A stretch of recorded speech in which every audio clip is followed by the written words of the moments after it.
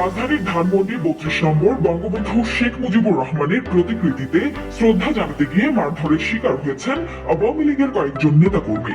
পরে তাদের বেঁধে রাখা হয়। পিটুনির শিকার এসব নেতাকর্মীকে পরে সেনাবাহিনীর হাতে তুলে দেওয়া হয়।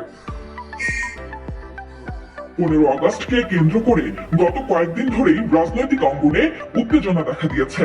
শেখ মুজিবুর রহমানের মৃত্যুবার্ষিকী হওয়ায় ধানমন্ডিতে একত্রিত হয়ে শ্রদ্ধা জানাতে চায় আওয়ামী লীগ। অন্যদিকে দলটি যেন কোনো কর্মসূচি পালন করতে না পারে সেজন্য মাঠে থাকার ঘোষণা দেয় বৈষম্য বিরোধী ছাত্র আন্দোলনের নেতারা। দিল্লিতে কর্মসূচি পালনের ঘোষণা দেয় বিএনপিও। অস্তিত্ব থাকবে না, সেই অস্তিত্ব নিয়ে আজকে থেকে 100 বছর পরে হলো তারা এই বাংলাদেশের সে দাঁড়াতে পারবে।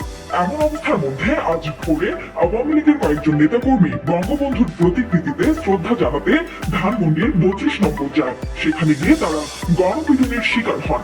পরে তাদের সেনাবাহিনীর হাতে তুলে দেওয়া হয়।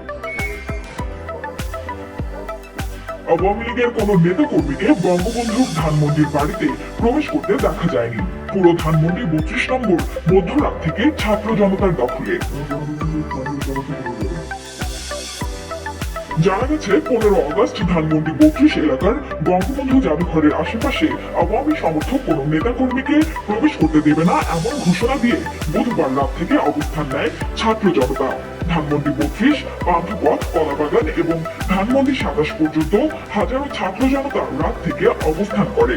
ভোর থেকে সেই সংখ্যা আরো বাড়তে থাকে। পরিস্থিতি নিয়ন্ত্রণে রাখতে সতর্ক অবস্থায় রয়েছেন পুলিশ, বিজিবি ও সেনা সদস্যরা।